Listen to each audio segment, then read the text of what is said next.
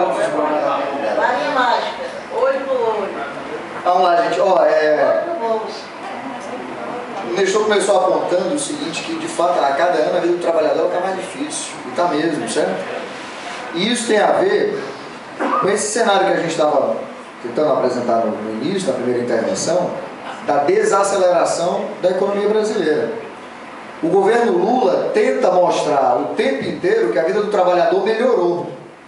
Mas os dados reais da economia brasileira é que nós nunca trabalhamos tanto, nunca fomos tão explorados, que os lucros dos patrões nunca foram tão altos. E isso o próprio Lula diz, tá certo? Toda a intervenção do Lula diz, olha, os banqueiros nunca ganharam tanto dinheiro como ganharam do meu governo, os patrões nunca ganharam tanto como ganharam, não sei o que eles têm raiva do PT, não sei o que, bababá. Mas a vida do trabalhador piorou. E sabe um dado que evidencia isso? Nível de endividamento dos trabalhadores brasileiros. As famílias dos trabalhadores no Brasil, elas estão completamente endividadas. E isso foi parte da estratégia desenhada pelo governo Lula de fazer com que aquela crise de 2008 no Brasil fosse a tal da marolinha, entendeu?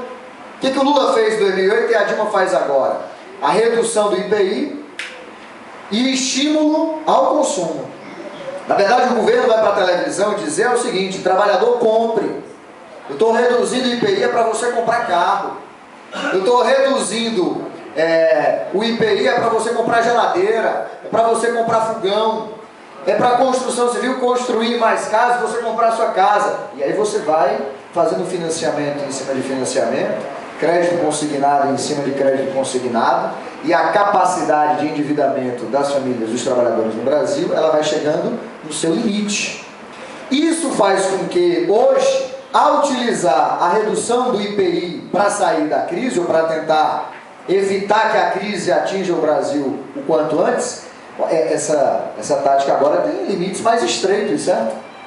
Os trabalhadores brasileiros hoje, 2012, não têm mais a mesma capacidade de consumo que tinha em 2008.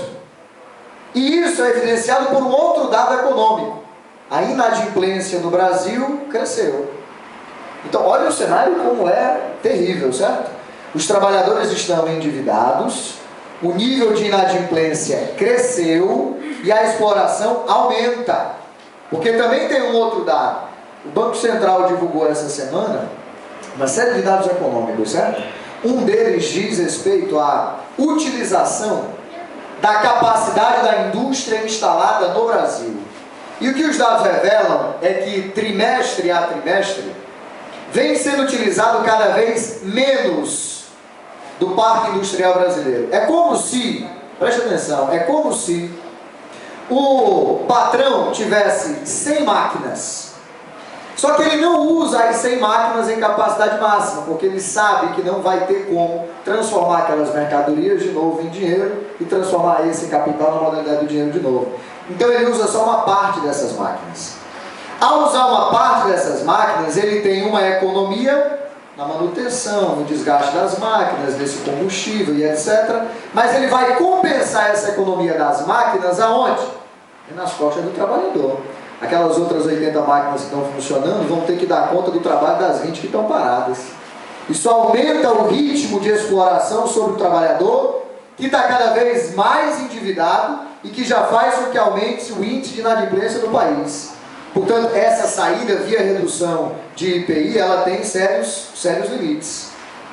Essa redução do IPI para a construção civil não tem outro objetivo, a não ser fazer com que esse setor da burguesia ganhe cada vez mais dinheiro e com obras fundamentais para a burguesia, como é a Copa do Mundo e as Olimpíadas. Na verdade, o jogo mesmo das Olimpíadas e da Copa do Mundo não são os esportes, não é o futebol. O jogo mesmo para a burguesia é ganhar dinheiro. A burguesia brasileira está numa competição nas Olimpíadas. Vamos ver qual é a construtora que ganha mais. É essa a competição. É essa a competição. A medalha de ouro que eles estão buscando é essa. Quem consegue produzir mais em menos tempo, ganhando mais dinheiro. Essa é a competição da burguesia nas Olimpíadas. Essa é a competição da burguesia na Copa do Mundo. É piada essa história de você falar de o legado para a cidade da Copa do Mundo, o legado que vai ficar para a Fortaleza da Copa do Mundo. O legado é esse, o Rogério apontou, é dívida que a classe trabalhadora vai pagar. Entendeu? O legado é uma superexploração da classe trabalhadora. E aí é verdade, vamos ter que explicar pacientemente para os trabalhadores o que é o acordo coletivo especial, o que é o governo da presidenta Dilma Rousseff. Isso é fácil? Não, não é fácil. Nós estamos falando de um governo extremamente popular e que, não nos enganemos, venceu as eleições municipais. O resultado é esse. Gente, a oposição de direita, a oposição burguesa clássica, PSDB, democratas, foi arrebentado nessa eleição. Você imagina que a principal figura da direita nos últimos 10, 15 anos, o cara que estava sendo preparado pelo PSDB para ser o sucessor do Fernando Henrique, que disputou contra o Lula as eleições de 2002, que enfrentou a Dilma Rousseff em 2010, eu estou falando do José Serra, ele teve um desempenho ridículo em São Paulo. Esse cara não foi derrotado em São Paulo, ele foi aposentado em São Paulo. Aposentado em São Paulo. Se o Serra quiser disputar a eleição para síndico do condomínio dele, vai ter dificuldade, entendeu? O PT ganhou a maior cidade do país. Está se preparando agora para ganhar o estado de São Paulo. Você tem dimensão do que é? O estado de São Paulo tem 26 milhões de trabalhadores. O estado tem 25% do eleitorado nacional. Os caras ganharam a capital do estado. Ganharam o ABC quase todo. Ganharam o ABC quase todo. Das 7 maiores cidades do interior de São Paulo, o PT ganhou 5. Ganhou 5. Veja, a direita que venceu as eleições, venceu dentro da Frente Popular. O PCdoB ganhou uma. Nós estamos falando do crescimento que teve o PCdoB, do crescimento que teve o PSB, do crescimento que teve o PMDB. Todos fazem parte da base aliada do governo e que apoiam essa proposta de acordo coletivo especial, que aprovam redução de IPI, que aprovam um pacote que privatiza 133 bilhões em aeroportos, portos e ferrovias para os próximos 25 anos. Esse é o resultado das eleições, esse é o governo. Agora, precisamos de fato explicar. A melhor maneira de explicar isso aos trabalhadores é dizer o que significa o acordo coletivo especial.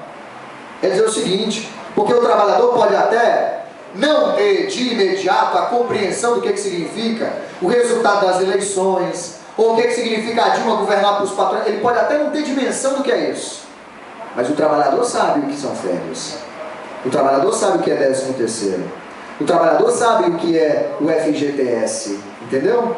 A conversa tem que começar por aí, é explicar para esse trabalhador que os direitos que hoje a CLT minimamente lhe garante e que os patrões em toda negociação coletiva tentam fraudar, porque hoje está na lei e os patrões não cumprem. Ou ninguém aqui nunca teve problema com o resgate de FGTS? Um trabalhador que bateu na porta do sindicato dizendo que a conta da FGTS está errada, que a conta da rescisão está errada, que as férias não foram pagas, que a hora extra, uma parte é paga no contra-cheque, a outra parte é paga por fora. Ou não? Os trabalhadores sabem que hoje, com a CLT, nada está garantido. É preciso luta, é preciso organização, é preciso vigilância. Que dirá se o acordo coletivo especial passa e o negociado prevalece sobre a CLT? Aí, meu irmãozinho, aí eu vou lhe dizer, isso o trabalhador entende. E se você conseguir convencer o trabalhador que ele precisa exigir do governo que ele retire essa proposta, ou que o governo vete, ou que, enfim, qualquer nível mínimo de questionamento ao governo da Dilma, ao governo do PT, ao governo, enfim, dos seus aliados da Frente Popular, serve para que o trabalhador avance na sua consciência. Nós precisamos fazer com que o trabalhador se organize e lute, porque na hora que ele começar a lutar, ele vai se enfrentar com a polícia, ele vai se enfrentar com a prefeitura, com o governo do estado, com o governo federal. Aí ele percebe na prática, entendeu? Não é o discurso. Na prática, na experiência, ele percebe que precisa derrotar esse governo.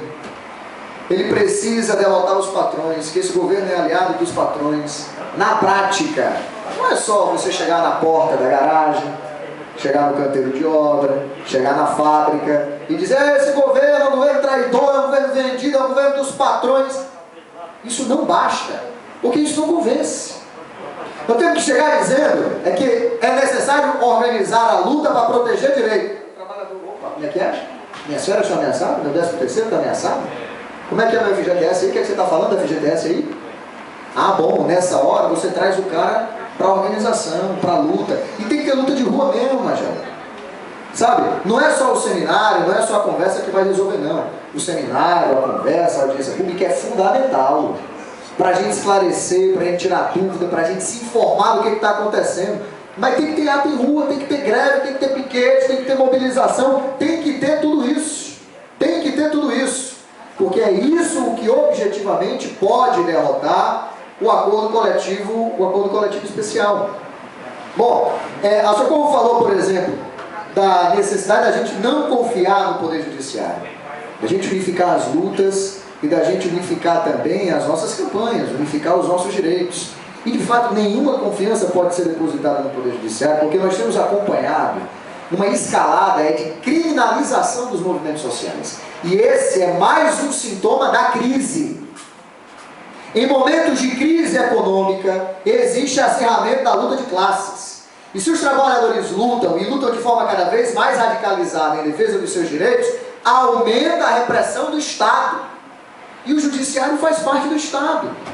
Faz parte deste aparato, criado pela burguesia para defender os seus interesses. Gente, olha, aqui e ali você pode encontrar um promotor, um juiz, entende? Um cara mais progressista, que pareça ser um aliado da classe trabalhadora, mas isso não define o que é a natureza de classe do Poder Judiciário. O Poder Judiciário é uma estrutura do Estado criado pela burguesia. Esse modelo de Poder Judiciário é um modelo pensado pelo Napoleão Bonaparte. Você acha que o modelo de judiciário, de estrutura judiciária, pensada pelo Napoleão Bonaparte, tinha como objetivo atender às demandas, proteger o direito dos trabalhadores? É óbvio que não. É óbvio que não. Então, mesmo que aqui e acolá a gente encontre algum aliado momentâneo da luta dos trabalhadores dentro dessa estrutura, isso não pode nos fazer confiar nessa estrutura. Nós só podemos confiar na nossa capacidade de organização e na nossa capacidade de luta. Porque se fosse depender do judiciário e do direito, a gente ainda vivia sob um regime de escravidão. Porque um dia nesse país, a escravidão era a lei. E o judiciário estava a serviço da defesa da escravidão. Da escravidão. E foi preciso tocar fogo em Casa Grande, foi preciso matar senhor de engenho, entendeu? Foi preciso organizar quilombos, organizar fugas, foi preciso organizar a luta para conseguir abolir a escravidão. Como todos, depois, os direitos dos trabalhadores. Cada um desses direitos que hoje está na CLT, rapaz, foi muita luta, foi muito sangue, foi muita prisão, foi muita gente expulsa do país, entende? Aí aparece esse discurso fácil, né? Do Vargas, pai dos pobres, o Vargas que nos deu a CLT, não nos deu coisa nenhuma. O Vargas prendeu, matou e exilou boa parte das lideranças combativas da classe trabalhadora desse país. E essa CLT foi o pacto que ele fez com a burguesia brasileira naquele momento. Naquele momento era possível fazer esse acordo, que hoje, dado o cenário de crise, querem arrancar da gente. E nós precisamos defender. Então existe uma escalada de criminalização dos movimentos sociais que deve nos fazer não confiar no Poder Judiciário. Para tentar dar uma resposta ao Tadeu sobre o que acontece com essas fusões. Na verdade, toda crise econômica vai gerar uma concentração de capital. A crise econômica gera formação de monopólios. O capital fica cada vez mais concentrado na mão de poucos. Porque num cenário de crise, aquele exemplo da água, um vai conseguir vender a água, o outro não vai conseguir vender. E se não vai conseguir vender, vai quebrar. Só que aqueles trabalhadores, aquelas máquinas, aquela mão de obra toda, não vai ficar perdida. O que o cara que conseguiu vender vai comprar a um preço de banana, a um valor que não conseguiria comprar se não houvesse crise, e aí vai concentrando o capital nas suas mãos. Quem aqui é do interior do estado sabe como é que funciona em período de seca, ou não? Imagina o cara que tem uma pequena terrinha, certo? 2, 3 cabeças de gado ali, uma pequena criação. No período de seca braba, não tem como sustentar as poucas cabeças que tem, a criação que tem, e aí migra para uma cidadezinha de porte maior, vem para a capital. O que ele faz com essa pequena terra dele? Fica lá abandonada, sem dono, sem ninguém? O que acontece com essa terra? Ele vende para alguém que tem mais terra ainda. Concentra mais terra, aumenta o problema do latifúndio no Brasil nos períodos de seca, como nós estamos vivendo hoje no estado do Ceará. Maior seca dos últimos 40 anos no estado do Ceará. Aumenta o problema do latifúndio no estado do Ceará. Crise econômica aumenta os processos de fusão, de incorporação entre os capitalistas, porque uma parte quebra. E essa parte que quebra vira sócio minoritário da parte que compra. Isso é bom ou é ruim para os trabalhadores? Aumenta a concentração de poder na mão de poucos, aumenta o poder desse cara explorar cada vez mais a gente.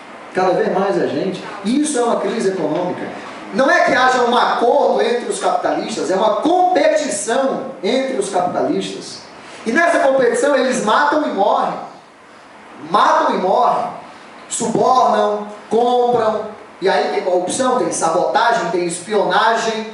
Tem tudo isso, tem falsificação de dados contábeis, que é para você não dizer que está falido e as ações despencarem na bolsa, você quebrar o resto do mundo inteiro. Entendeu? Tudo isso existe nesses momentos de crise, concentração de capital.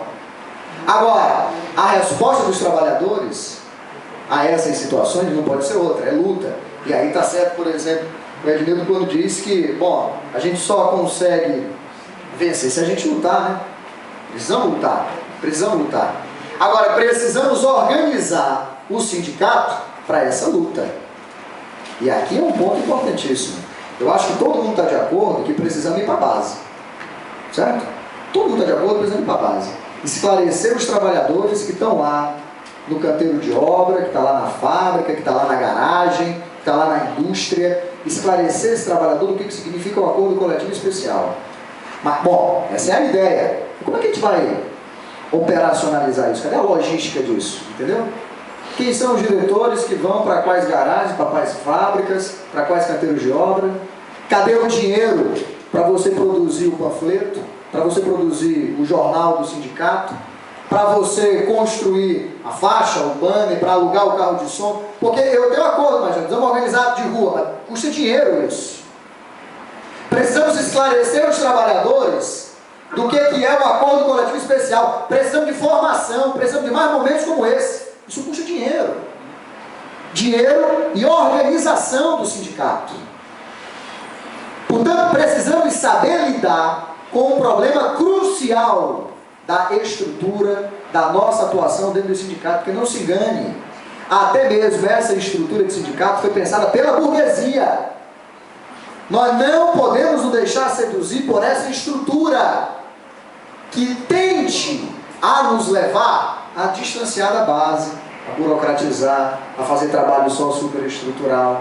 Quando a gente diz que precisa derrotar um ataque grandioso como é esse, nós precisamos olhar primeiro para a nossa estrutura de sindicato.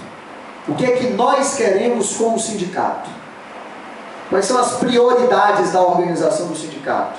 As prioridades políticas dos diretores do sindicato? As prioridades financeiras do sindicato para organizar a luta dos trabalhadores e derrotar um ataque tão grandioso como esse? É preciso lutar, é possível vencer, mas para isso nós precisamos estar organizados para preparar a luta dos trabalhadores. Obrigado, gente. Obrigado, Fernando. Bom, gente, aquilo que a gente tinha acertado aqui entre nós, que era dar um tempo agora, após o fechamento do Fernando, dar um tempo para intervalo, para almoço. Que era o que nós estávamos vendo aqui, queríamos ver com vocês. Primeiro dizer que nós estamos trabalhando 1 hora a menos e 1 hora a mais aqui, junto com a companheira Cláudia. Porque ela está no horário de verão e nós não estamos no horário de verão. Ela chegou agora e disse, já vai dar mais de meio-dia, o povo não aguenta. eu disse, olha, aqui nós temos agora que são 11h15. Então nós chegamos aqui a um consenso. Seria o seguinte, nós já continuarmos direto agora até meio-dia e 30, já com a parte... Oi? Até meio-dia e 30, não, a gente vai decidir aqui junto, certo? Só se tiver acordo. Até meio-dia e 30, meio-dia e 30 para almoço e retoma às 14 horas. E aí a gente iríamos até às 16 horas, como o Elias propôs, meia hora a menos.